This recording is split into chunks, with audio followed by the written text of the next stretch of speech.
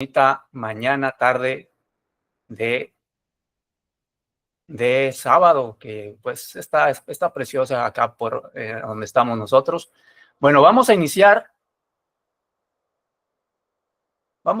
entonces rápidamente con un resumen de lo que vimos la clase pasada para conectar precisamente esta clase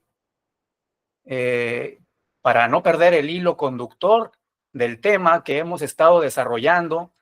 Y de hecho es el tema central de la Biblia, el cual es el desarrollo del reino de Dios, cómo Dios comienza con un reino en el jardín del Edén, pero se ve afectado a causa del pecado y en las distintas etapas históricas que se narran en la Biblia, pues Dios también ha manifestado cómo Él restaurará su reino en un futuro que culmina con Cristo Jesús, el cual Él es el rey absoluto en el reino de Dios.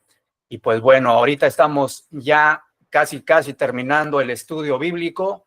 Estamos a pocas clases ya de culminar este estudio y vimos la semana pasada lo que fue el Concilio de Jerusalén, la importancia que tuvo este concilio en el establecimiento del reino de Dios, porque este concilio sentó las bases en las que los nuevos creyentes, los que se iban integrando a la comunidad cristiana, tenían que seguir ciertas reglas, ciertos lineamientos para que hubiera una comunión entre todo el grupo, que incluía judíos que estudiaban la ley, la Torá, la ley de Moisés, que eran fieles a estas leyes por ser el pacto de Dios que Dios estableció para ellos.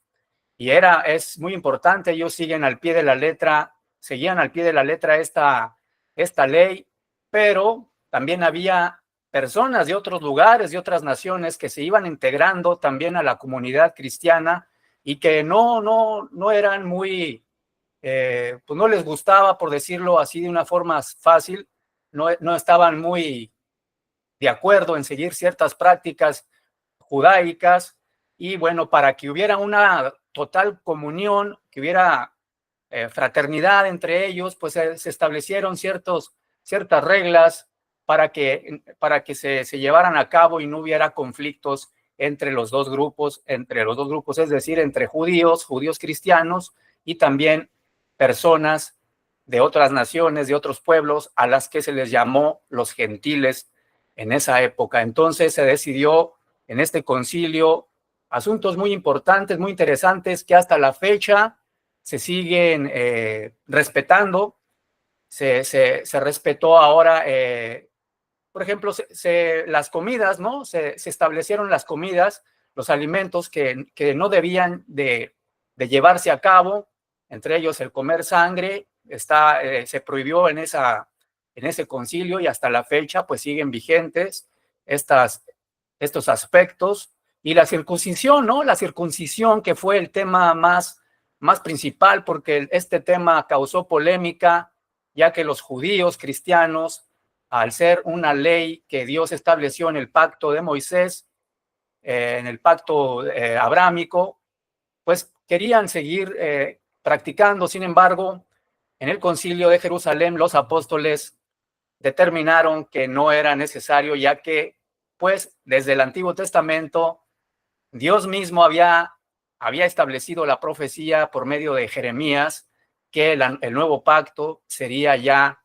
con la circuncisión del corazón. Ya no sería circuncisión de la carne, sería circuncisión del corazón, y esto lo entendieron bien los apóstoles. Por eso, en el concilio se determinó que la circuncisión ya no sería necesaria para poder seguir con el desarrollo de evangelizar a las personas, y de que nuevos creyentes se fueran integrando a la comunidad cristiana que estaba iniciando en ese periodo del primer siglo.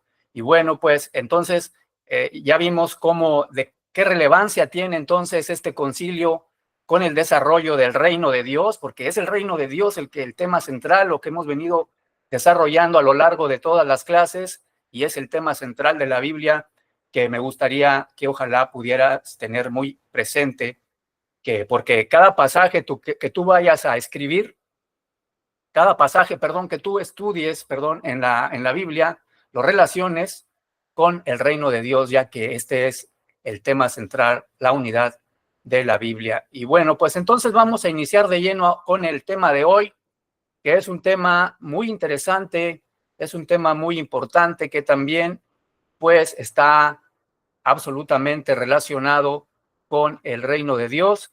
Déjame compartir pantalla. Voy a compartir pantalla para iniciar rápidamente ya con el inicio de esta clase. Permíteme. ¿Qué te está pareciendo este estudio? ¿Está siendo de bendición? ¿Estamos aprendiendo? ¿Estamos estudiando la Biblia? ¿La estamos entendiendo mejor?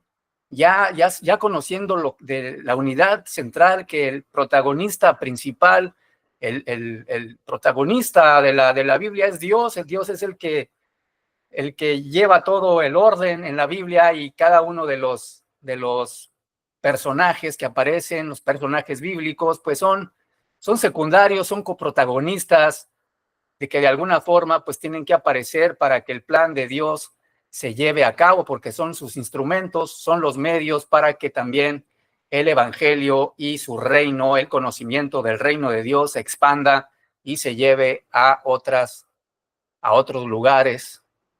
Bueno, vamos a iniciar entonces compartiendo pantalla para iniciar de lleno con este tema interesante, y vamos a conectarlo con el tema anterior. El tema anterior, como ya lo expliqué, fue el Concilio de Jerusalén, la relevancia que tiene y que tiene aún en el desarrollo del reino de Dios. Y ahora vamos a estudiar el discipulado, cómo se llevó a cabo, cuáles fueron las bases para llevar a cabo el discipulado en la iglesia primitiva, y que a la fecha aún se lleva a cabo. Es importante, tiene relevancia hasta estos días. Y bueno, entonces vamos a hacer una visión general del discipulado como formación en el reino. Mira lo que dice esta lámina. En la iglesia del siglo I, del siglo I, el discipulado no fue un programa, permíteme, sí, no fue un programa, perdón, es que voy a cerrar aquí algunas pantallas que me están obstruyendo la lectura. Ahora sí, no fue un programa periférico, sino el modo ordinario de existir como comunidad del reino. En Mateo 28, 19 al 20, hay una referencia, igualmente en Hechos 1, 8, a diferencia de modelos que se presentaron después. La formación se dio en casa, en mesa, en misión, es decir, en hogares de hermanos que se iban convirtiendo en iglesias. Tenemos referencias en Romanos 16, 5, en 1 Corintios 16, 19.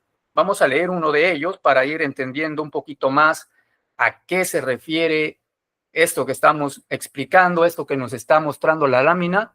Mira, vamos a leer Romanos 16, 5. Si tienes tu Biblia y quieres acompañarme en la lectura, pues con todo gusto vamos a ver Romanos 16, 5 para entender un poco de lo que se está hablando aquí.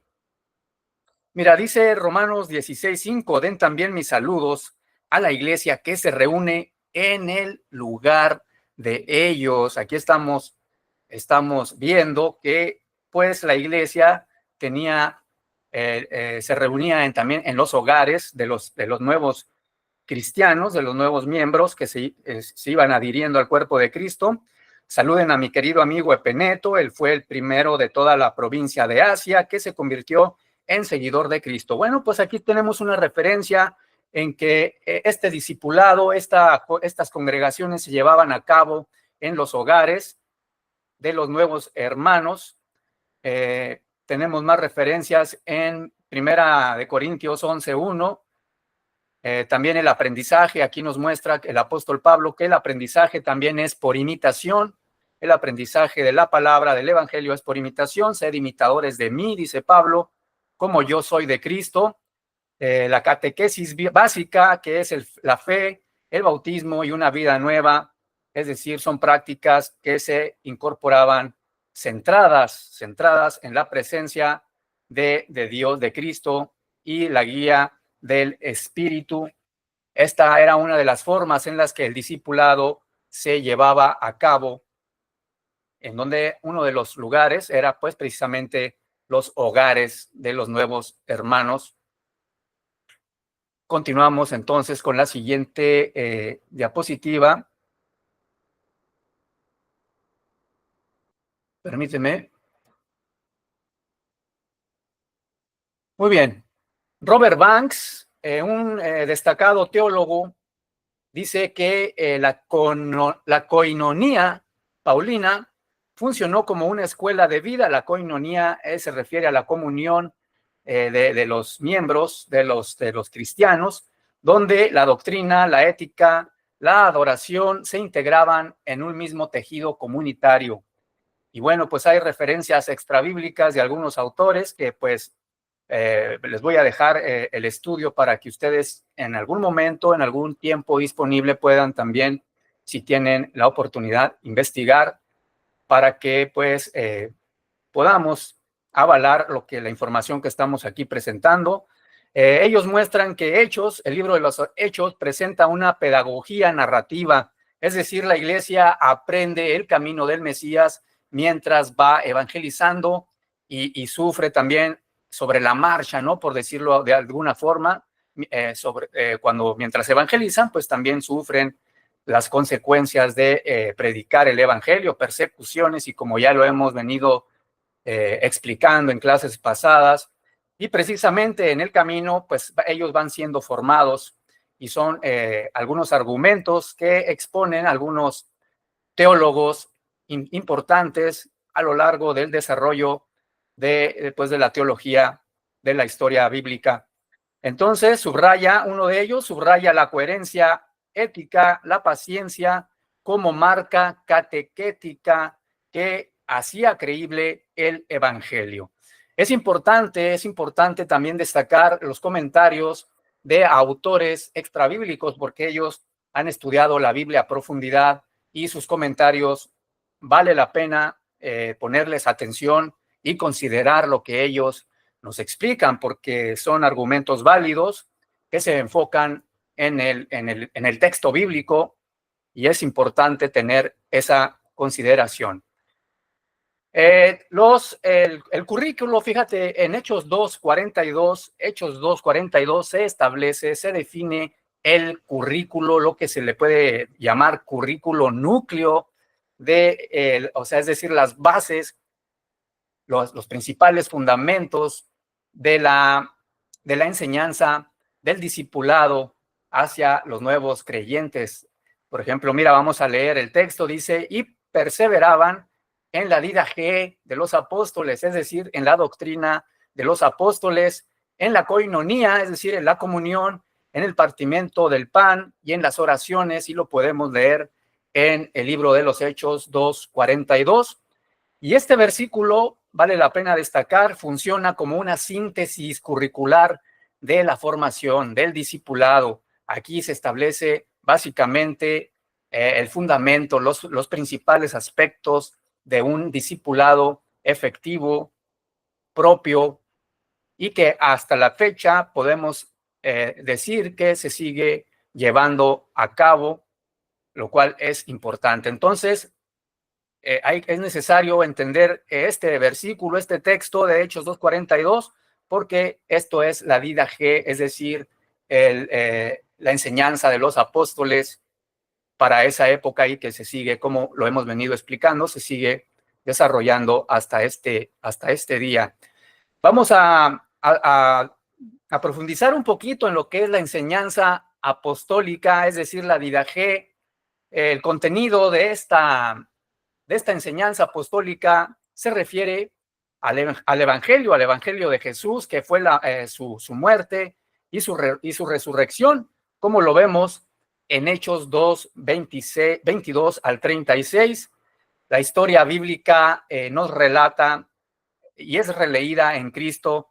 Tenemos referencias en Hechos 7, el discurso de Esteban, que fue un claro ejemplo de cómo él leyó toda la historia bíblica prácticamente, y esto es el contenido de la enseñanza apostólica.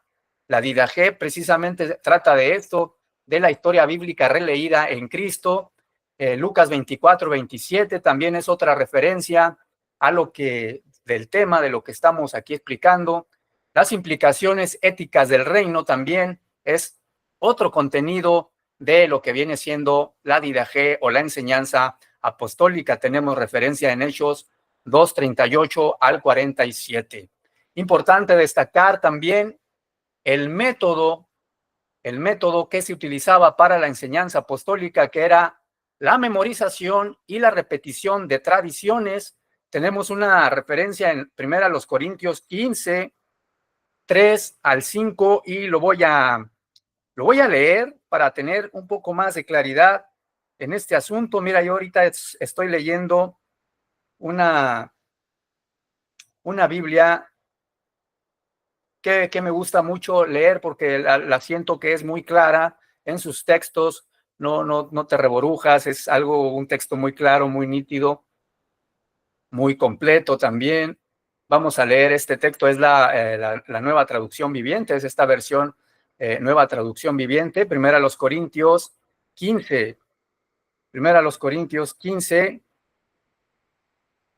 Si tienes tu Biblia y quieres acompañarme, pues con todo gusto. Si no, pues yo lo leo y la grabación se queda para que tú en algún rato libre puedas estudiar con este video ya grabado y ponerlo pausa cada vez que necesites buscar el texto.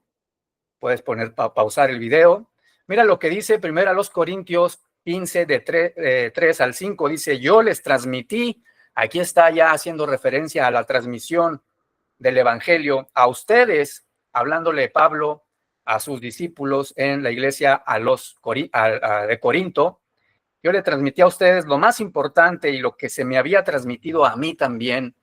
¿Por medio de quién? Pues por medio de Jesús. A él se le transmitió que Cristo murió por nuestros pecados, tal como dicen las Escrituras. Fue enterrado y al tercer día fue levantado de los muertos, tal como dicen las Escrituras. Poner énfasis a esto, a este texto que dice tal como dicen las Escrituras. ¿A qué se refiere? Dice, lo vio Pedro y luego lo vieron los 12. Es decir, uno de los métodos de esta enseñanza apostólica era por medio de esto, de la memorización y de la repetición de las tradiciones. Y aquí Pablo nos está mostrando un claro ejemplo de cómo él transmitía esta enseñanza, de cómo el Evangelio fue enseñado desde el Antiguo Testamento. Como dicen las Escrituras, dice aquí el apóstol Pablo, ¿por qué? Porque el Evangelio de Dios, de Cristo, es, como ya lo hemos visto en clases anteriores, toda la Biblia habla de Cristo, y por eso aquí Pablo está haciendo ese énfasis que él recibió este Evangelio como dicen las Escrituras.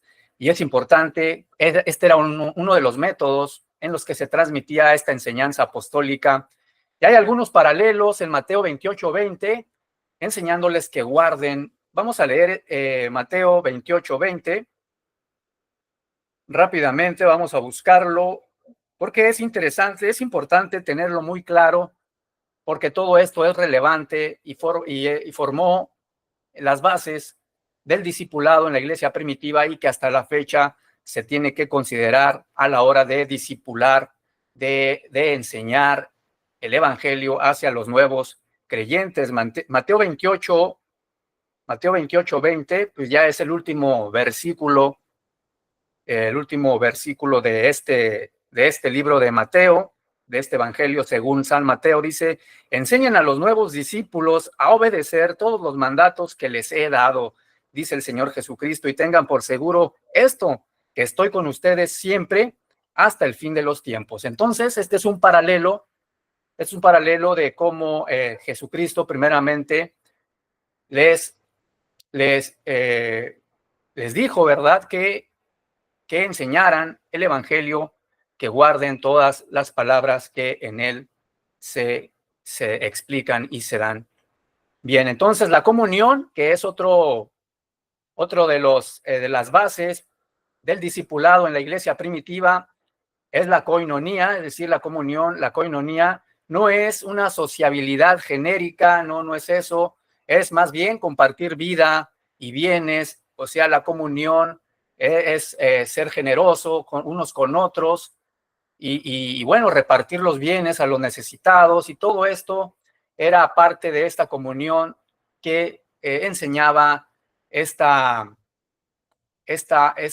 discipulado a los nuevos creyentes. Entonces, la mesa común formaba hábitos de mutualidad. Pues tenemos referencias en Romanos 12, Gálatas 6:2, para que en un tiempo libre puedas tú leer estos textos y entender el tema que estamos desarrollando. Larry Hurtado observa que el apego exclusivo a Jesús creó una identidad de alta devoción que reconfiguró vínculos sociales. Y bueno, pues entonces la comunión no es sociabilidad genérica. Esto ya lo vimos ahorita, me lo voy a brincar.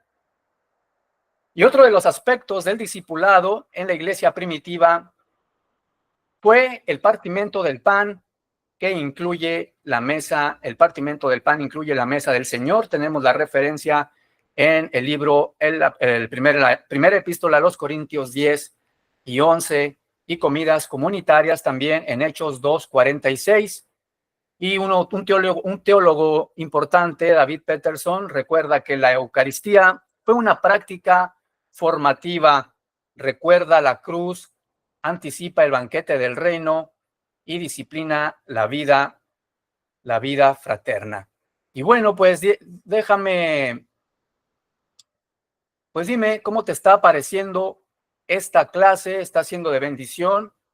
¿Estamos entendiendo el desarrollo de lo que se trata, la expansión del reino, del tema, la unidad central bíblica? Y bueno, es importante que estemos entendiendo, porque es el tema central bíblico. Vamos a seguir compartiendo. Si no hay preguntas, comentarios, cualquier duda que tengamos con respecto al tema, pues con todo gusto levantamos la mano o abrimos micrófono. No importa si me interrumpen, pues eso no es importante. Vamos entonces a seguir compartiendo nuestro estudio. Veíamos entonces que la koinonía, que es la comunión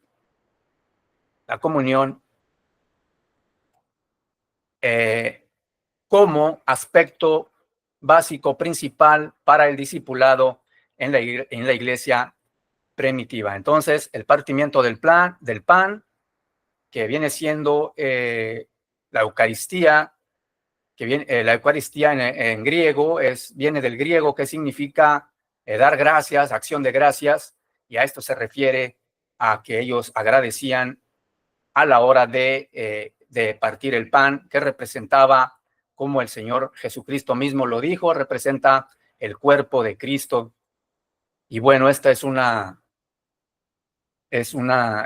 pues es la práctica del partimiento del pan. Vamos a seguir presentando. Las oraciones también era parte del discipulado, era importante, una parte importantísima. Establecer las oraciones era un patrón diario, lo vemos en Hechos 3:1, clamor en misión y persecución, es decir, en los momentos duros, difíciles, en las persecuciones, era indispensable las oraciones. En las misiones es indispensable las oraciones. Hay referencias en Hechos 4:24 al 31. La oración modela dependencia y discierne la guía del Espíritu. Hechos 13:2 nos da un ejemplo de cómo es importante el establecer la práctica de la oración a la hora de de discipular a los nuevos creyentes, a los nuevos miembros, a los que se integraban a la comunidad cristiana. Muy bien, bueno, vamos a continuar. Seguimos adelante con la siguiente lámina.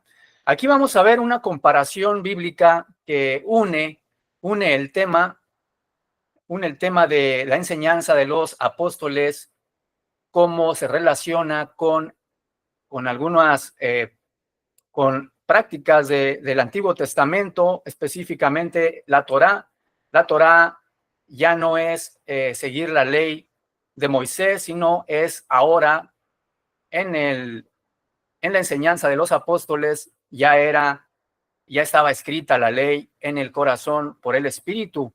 Esto era lo que ya los apóstoles, el apóstol Pablo, distinguía de la ley mosaica. Ahora ya no es la Torá, y ahora ya es la Torá, pero en el corazón, internalizada, es decir, ya no es una práctica en la carne, sino es en el corazón por el Espíritu. En 2 Corintios hay una referencia en este sentido, al tema.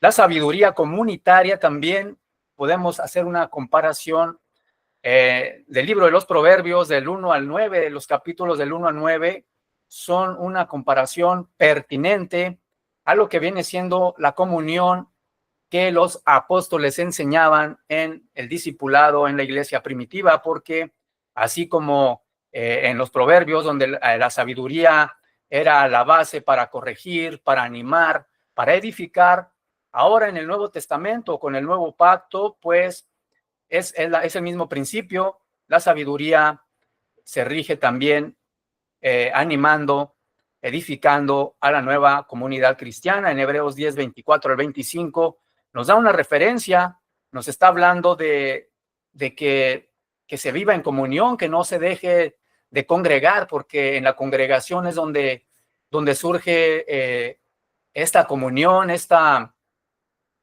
empatía hacia los demás miembros cristianos que se valga la redundancia, que se congregan en Cristo Jesús. Entonces, todo esto es una forma de también llevar a cabo esta práctica con sabiduría. Claro que sí, desde luego. Entonces, también las comidas del pacto, Éxodo 24:9 hace una referencia a las comidas, cómo celebraban después del pacto de Moisés, cuando el pacto se estableció. Bueno, pues celebraban con comidas. Ahora la mesa del Señor como pacto en la sangre de Cristo. Hay una referencia en Lucas 22:20. Y la oración, desde luego, pues es otro de los aspectos que se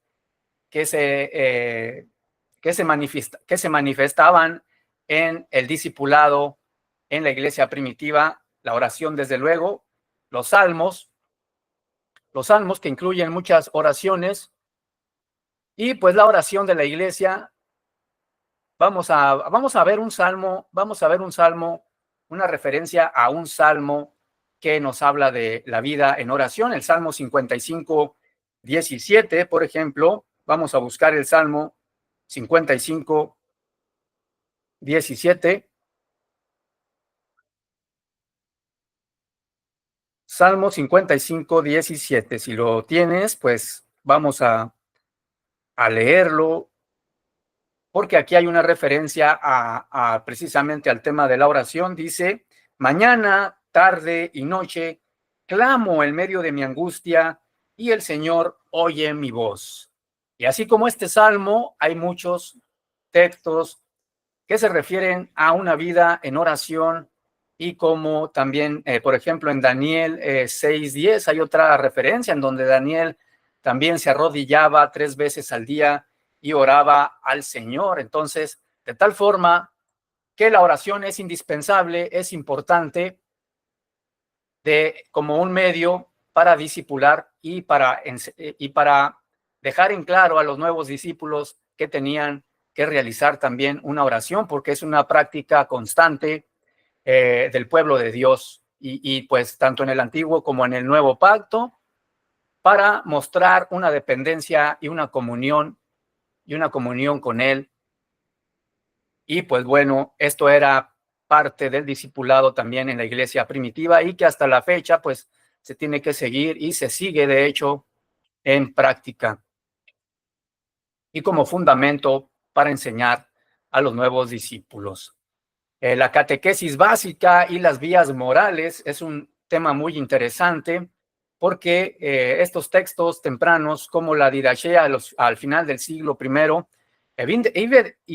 evidencian, un catecumenado elemental, es decir, dos caminos solamente, el de la vida o el de la muerte, y bueno, pues a base de oración, ayuno, la mesa del Señor, la ética sexual, económica, es decir, las vías morales que se enseñaban también en este discipulado en la iglesia primitiva que vamos a profundizar en un momento.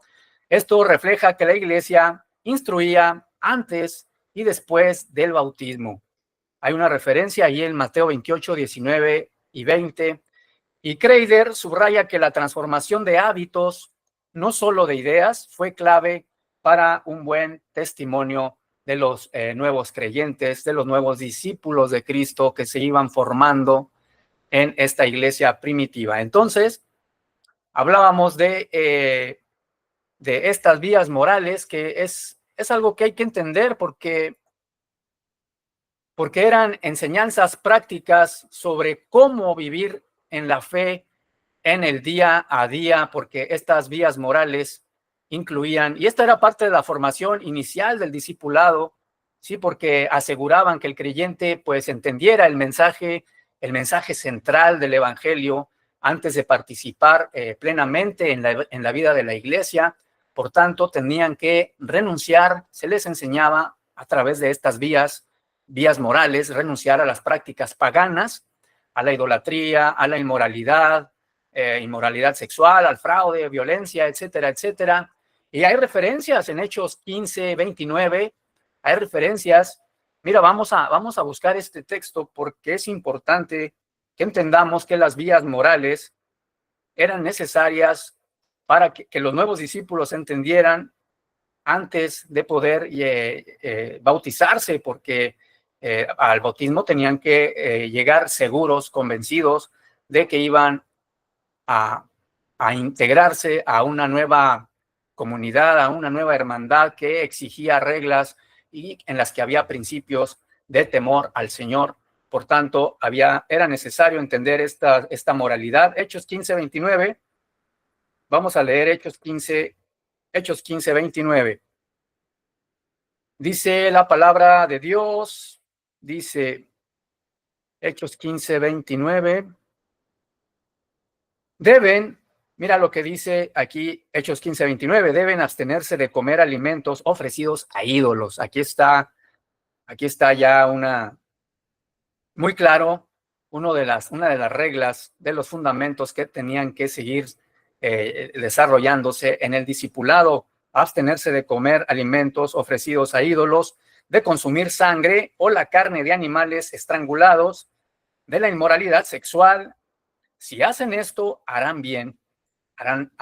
Entonces, todo esto era parte de a lo que tenía que sujetarse la nueva comunidad cristiana, renunciar a las prácticas paganas, entendiendo que había el pueblo que venía de otras naciones, pues no conocían, tenían prácticas idólatras, ¿sí? Entonces, al integrarse, tenían que ir desechando estas prácticas paganas, inmoralidad sexual, etcétera, etcétera. Tenían también que llevar a cabo un estilo de vida caracterizado por la santidad y el amor. Mateo 5:16 nos da una referencia, Romanos 12, del 1 al 2, es otra referencia muy clara en cuanto al estilo de vida que había que adoptar, que los nuevos discípulos tenían que seguir adoptando.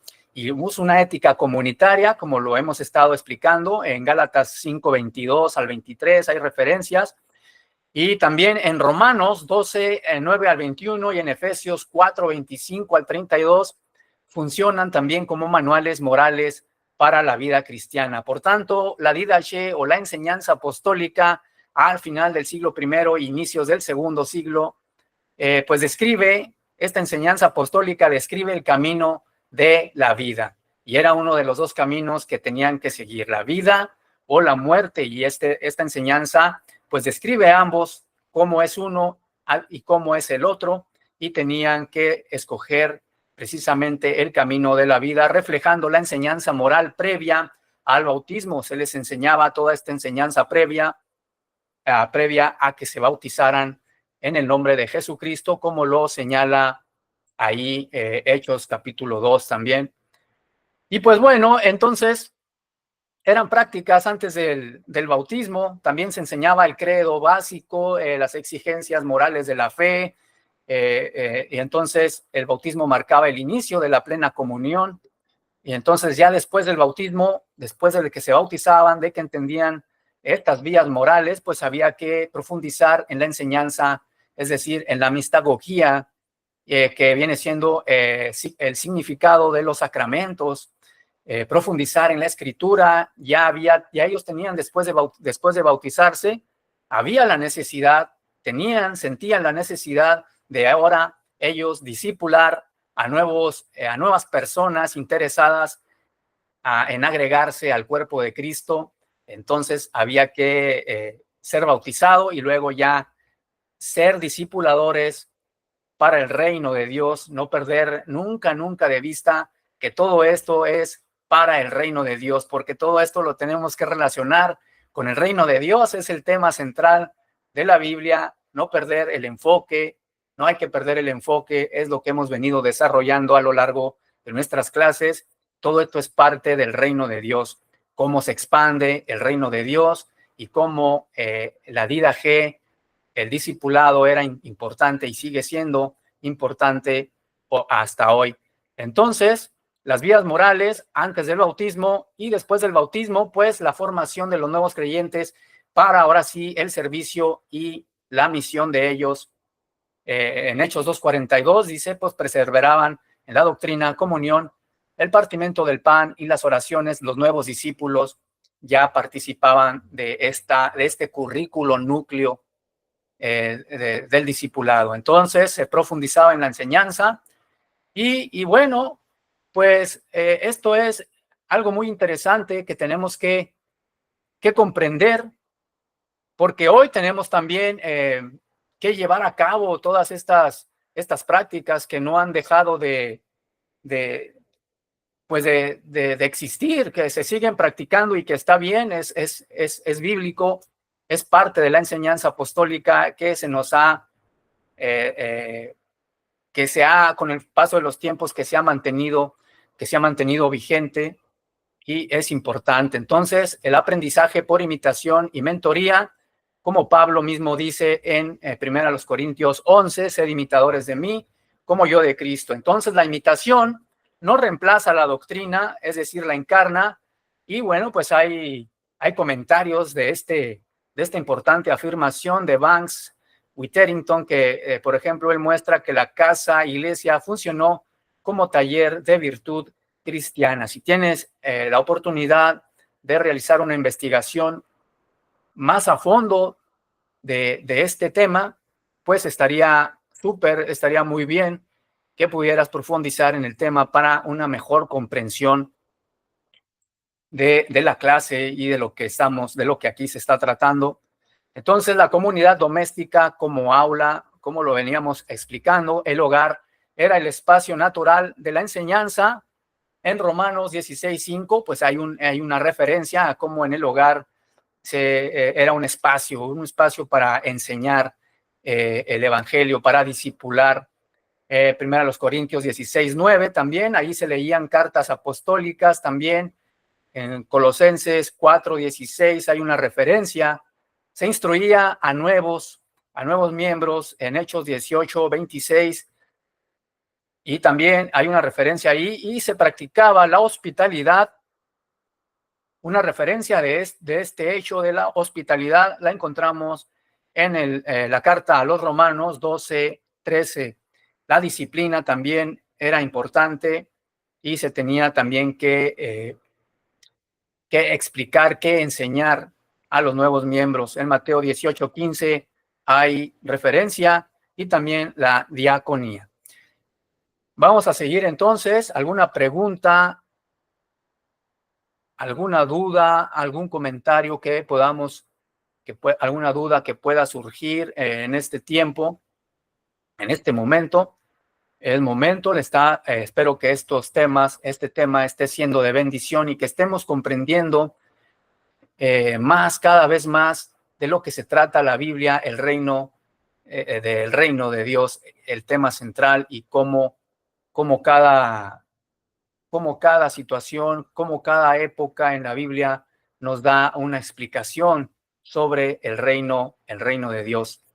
Así que de tal forma que cuando tú te encuentres leyendo cualquier texto en la Biblia, tú sepas antes que nada entender que estás leyendo sobre el reino de Dios y ya solamente sería cuestión de, para poder entender el texto, también debes de entender, leer el contexto, es decir, todo lo que rodea a ese texto específico, ya sea el contexto histórico, el contexto cultural, cuáles eran las prácticas culturales de la época, porque es importante conocer historia si queremos conocer más a profundidad, porque hay textos aún cuando sabemos que todo va a hablar sobre, es referente al reino de Dios, hay textos que necesitamos entender el contexto, en qué época se dijo, para quién fue dicho, el contexto cultural, y etcétera, etcétera. Es importante conocer también de historia,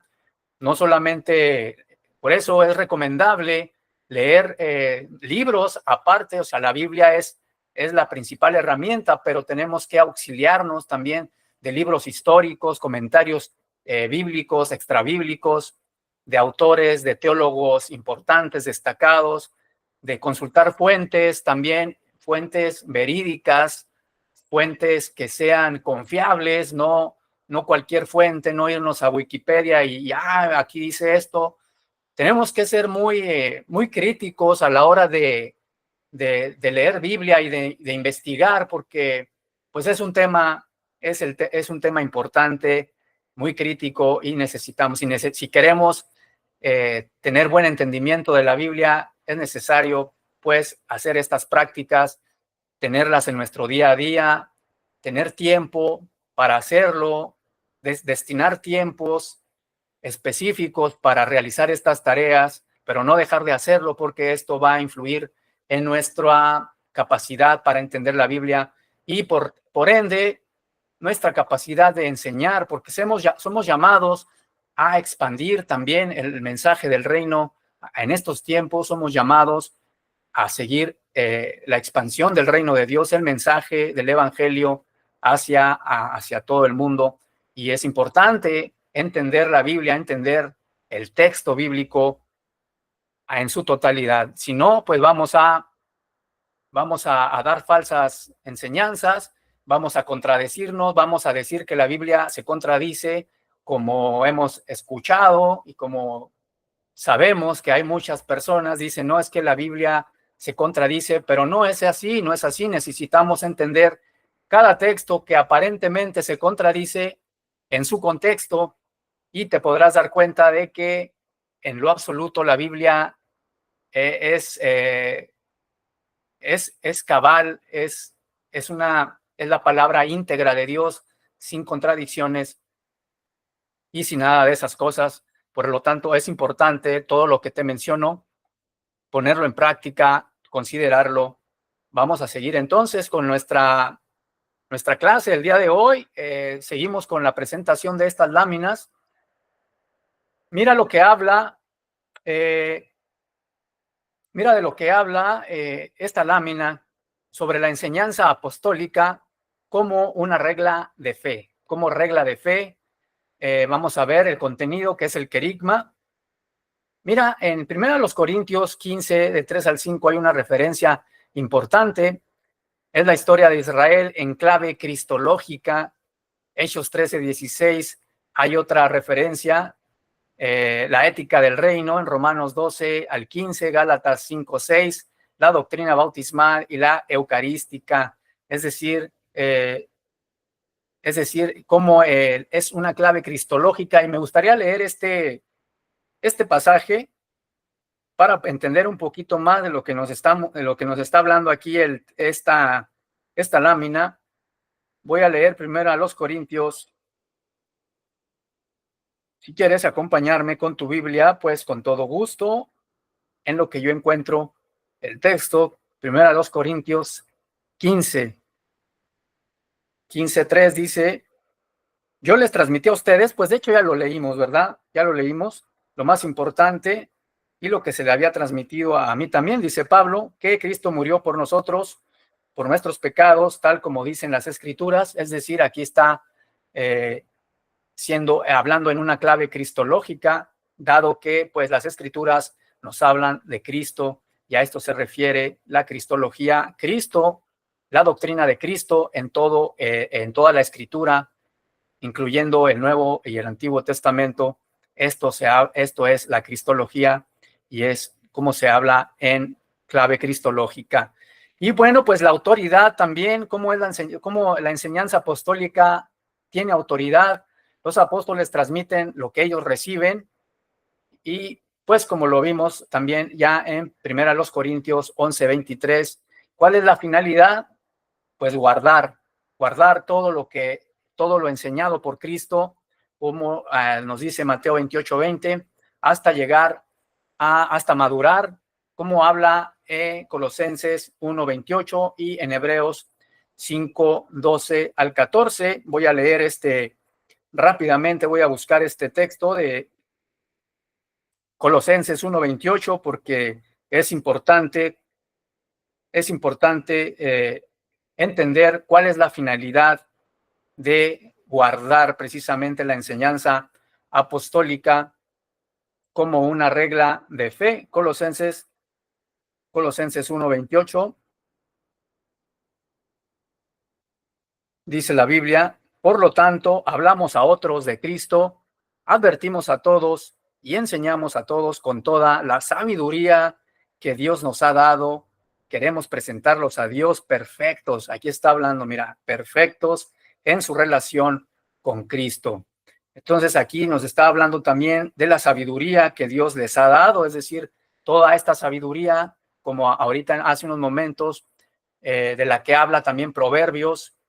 Toda esta sabiduría se seguía transmitiendo a la nueva comunidad cristiana, y formaba parte del discipulado precisamente en la iglesia primitiva, y que hasta hoy en día pues tenemos que seguir constantes en esta práctica de la sabiduría, transmitir la sabiduría no por nosotros mismos, sino es un don de Dios también para todos aquellos que la buscan, que se la piden y que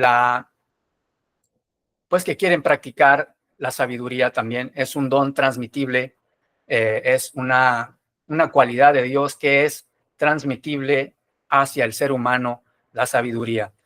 Timoteo era un discípulo de Pablo, y bueno, es un caso de discipulado misionero, como Pablo discipula a Timoteo, que fue llamado por él el hijo fiel, que hereda y multiplica. Hay una referencia en Hechos 16, del 1 al 5, y también, desde luego, en las cartas a Timoteo, en la primera y la segunda carta a Timoteo, pues es una referencia de cómo él es el hijo fiel que hereda y multiplica también. En el contexto de Timoteo es que su madre es judía y su padre es griego de buen testimonio. Hechos 16:2, ahí está la referencia. Entonces Pablo lo circuncida, a él lo circuncida. Hay una referencia en Hechos 16:3, pero no como un requisito soteriológico, es decir, no como que lo tiene que circuncidar para que sea salvo, por una implicación soteriológica, es decir, de salvación, sino por sensibilidad misionera, es decir, porque entre judíos, ¿sí? Comparemos el texto con Gálatas 2:3 y también con la epístola a Tito, es decir, lo circuncida. ¿Por qué? Porque como madre judía, y por tener respeto y una sensibilidad judía, pues a él consideró necesario hacerlo, sin embargo, no como un requisito así, tal cual para la salvación, no es así. Y bueno, la formación de Timoteo, desde niño él conocía las Escrituras. Hay una referencia en la segunda carta de Timoteo 3:14 al 17. Entonces Pablo le modela la vida y la doctrina, segunda Timoteo 3:10. La multiplicación, ¿a qué se refiere? Bueno, pues es el mandato de relevo generacional, es decir, enseñar a otros que enseñen a otros, es decir, el discipulado se multiplica después del bautismo. Los nuevos integrantes, los nuevos discípulos ya tenían esa misión de enseñar a otros, y luego esos que eran enseñados, ya bautizados, tenían esa misión de enseñar a otros, y así se iba multiplicando el cuerpo de Cristo con muchos nuevos creyentes. La lección de este discipulado es el discernimiento contextual más la transmisión fiel. Es igual, esta fórmula nos dice que todo esto, el discernimiento contextual más la transmisión fiel, nos da como resultado una continuidad del evangelio. Es importante tener esto en mente, tener este entendimiento, para que nosotros también podamos ser discípulos, tengamos el conocimiento, manifestar nuestra salvación por medio del bautismo y llevar el evangelio hacia otras personas que a su vez pasarán por el mismo procedimiento, y todo se repetirá, y de esta forma llegará todo a multiplicarse, el evangelio a expandirse como tal como Jesucristo lo ordenó en la gran comisión, ¿no? Que se señala en Mateo 28. Otro caso de discipulado misionero es el caso de Tito, otro discípulo de Pablo. Él es el gentil legítimamente libre. Gálatas 2:1 al 3, hay una referencia muy buena de este tema. ¿Cuál es la señal teológica? Él no fue circuncidado. Vamos a leer Gálatas 2:3. Vamos a leer Gálatas 2:3 para tener un poquito más claro a qué se está refiriendo en que esto que estamos aquí leyendo. Vamos a ver Gálatas 2:3. Dice Gálatas 2:3. Sin embargo, ellos me respaldaron y ni siquiera exigieron que mi compañero Tito se circuncidara, a pesar de que era griego. Y bueno, pues otra sensibilidad, ¿no? O sea, en respeto hacia los gentiles, bueno, la verdad del evangelio para los gentiles, para de alguna forma mostrarle a los gentiles que la circuncisión no tenían que preocuparse ellos por esta práctica. Como hemos visto, ellos ponían barreras. Vimos en la clase pasada las barreras de los gentiles hacia la práctica de la circuncisión, ¿no? Es importante también tenerlo en cuenta para tener un entendimiento más profundo del texto bíblico que estamos aquí viendo. El rol pastoral también es importante, lo cual es ordenar ancianos, enseñar la sana doctrina que produce buena conducta. Tito 1 y 2 nos da una referencia a este tema. ¿Cuál era la lección? Pues la libertad en Cristo. Básicamente esta es la lección, tener libertad en Cristo, y se ordena que se lleve a cabo la piedad y el orden en la iglesia. Mira qué bonito, qué interesante es todo esto. Qué interesante y qué importante es que podamos entender estos casos de discipulado, cuál es su relevancia aún en esta época. Otros casos fueron Priscila y Aquila. Ellos fueron un matrimonio maestro, una casa iglesia. ¿Por qué? Porque pues ellos en su casa también llevaban a cabo la práctica del discipulado y una corrección doctrinal. Tenemos la referencia en Hechos 18:2 y 3, 18:28, Romanos 16:3 al 5, primera carta a los Corintios 16:9. Ellos también llevaban a cabo la hospitalidad y llevaban un duro también y constante trabajo. Eran colaboradores de Pablo en las tiendas. Su casa es una iglesia. hay referencias, primera carta a los Corintios 16, 19, la mentoría a Apolos también, le expusieron más exactamente el camino de Dios, ahí está la referencia en Hechos 18, 26, la paridad ministerial de Priscila también, ella aparece nombrada en primer lugar con frecuencia, hay referencias, Hechos 18, 18 y 26 también, y estos textos señalan codocencia en el espacio doméstico, es decir, hay una paridad ministerial de Priscila. Y bueno, lección, ¿cuál es la lección? Pues el discipulado es colaborativo, es decir, como dice el dicho, ¿no? En equipo, dos manos, dos o cuatro ojos son mejor que dos y cosas así, ¿no? Entonces es lo mismo, es el mismo principio, una colaboración doctrinal, cuidadosa y misional era importante para el discipulado en la iglesia primitiva. Esta es la lección que nos deja estos casos de Priscila y Aquila. Algunas comparaciones bíblicas para tener una unidad temática sólida, para entender un poco más la unidad temática. Por ejemplo, el Shema que está explícito en Deuteronomio 6, en donde dice pues que el Señor, lo que vamos a leer Deuteronomio 6, el Señor es un solo Dios, pero vamos a leer Deuteronomio 6 para más o menos relacionar este texto con la enseñanza de los apóstoles ahora en el nuevo pacto, la enseñanza apostólica. Mira lo que dice Deuteronomio 6. Vamos a buscarlo porque aquí encontré otro. Deuteronomio 6.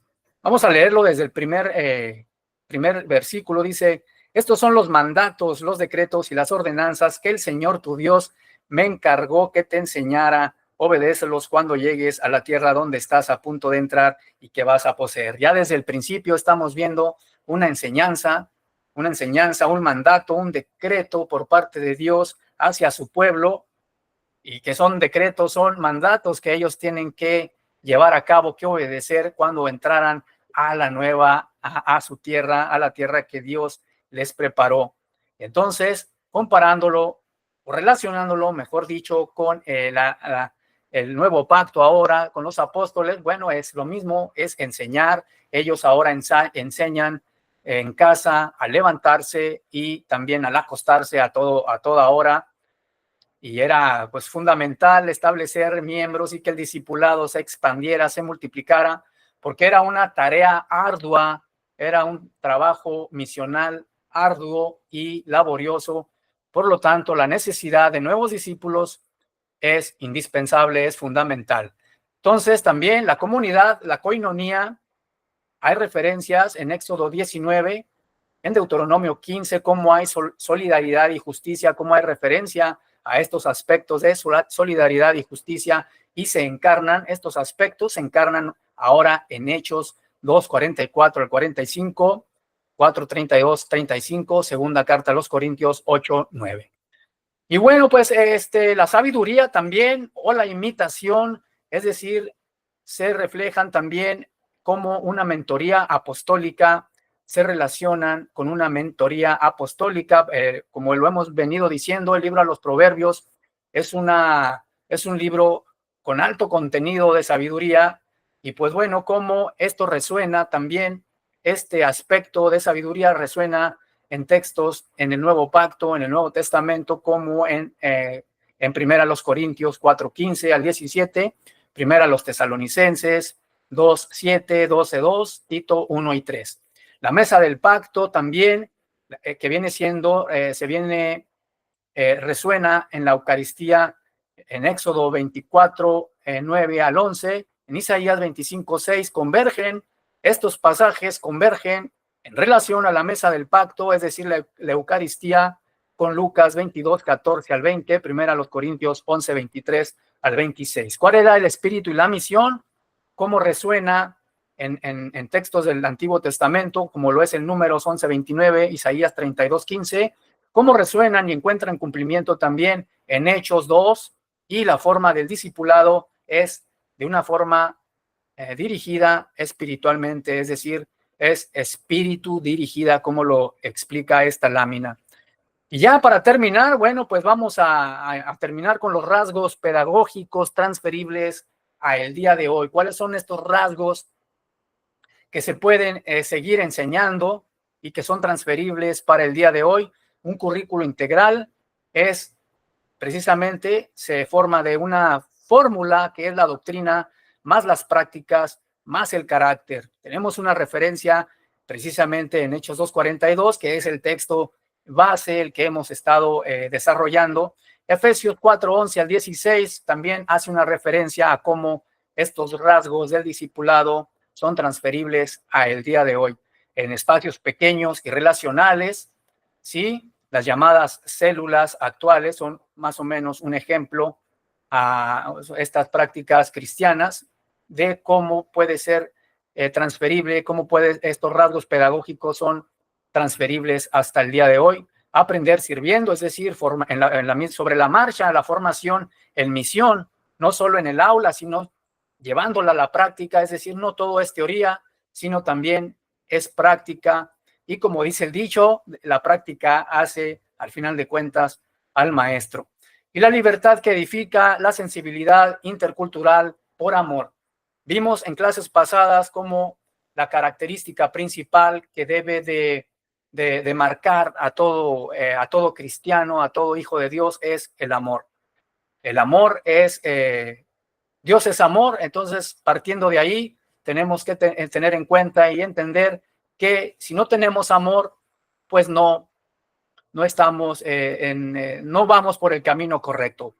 Antes que todo, hay que tener amor por el prójimo. Entonces, ahí está el principal mandamiento, ¿verdad? Amarás a Dios con todo tu corazón y a tu prójimo como a ti mismo. Y entonces, pues ya, pues, ¿qué te puedo decir? Ya no hay más argumentos, ya básicamente con ese texto, pues te lo digo todo. Y la multiplicación intencional también en segunda de Timoteo 2:2 como un patrón generacional. Bueno, pues tenemos aquí una bibliografía orientativa que, bueno, pues te voy a pasar el material con todo gusto para que, pues no compartí, creo, ni estuve compartiendo el material, pero bueno, ya más o menos te lo expliqué. Voy a compartirte el material para que lo tengas a la mano y puedas repasarlo con todo gusto. Y bueno, dime qué te ha parecido esta clase. Fue de bendición. Hemos concluido el tiempo. Ya se cumplió la hora y pues bueno, ¿tenemos alguna pregunta, algún comentario, cualquier participación referente al tema que vimos hoy? Fue de bendición. Aprendimos de qué trata el discipulado, cuál es la razón por la que hay que llevar el discipulado, llevarlo a la práctica y los fundamentos importantes del discipulado. Bueno, si no hay preguntas, solamente no me resta más que decirles gracias por su atención y bueno, pues invitarles a que si gustan también cooperar con algún donativo para que esta misión siga llevándose a cabo, siga expandiéndose este ministerio, pues con todo gusto, de corazón. Solamente es voluntario, no hay ningún costo, esto es voluntario solamente para apoyar el ministerio y seguir adelante con nuevos estudios, desarrollando nuevas clases, nuevos temas importantes, porque la Biblia hay que estudiarla a profundidad. Entendemos que habla del reino de Dios, pero hay temas muy importantes, hay doctrinas importantes que tenemos también que entender y que estudiar y que están en el texto bíblico, pero que casi no siempre lo vamos a ver explícito, sino que tenemos que llevar un estudio profundo del texto bíblico. Bueno, pues gracias por su atención. Espero que haya sido de bendición y pues nos estamos viendo en la siguiente clase. El Señor les bendiga, que tengan una bonita tarde y pues hasta la próxima. Nos vemos. Muchas gracias.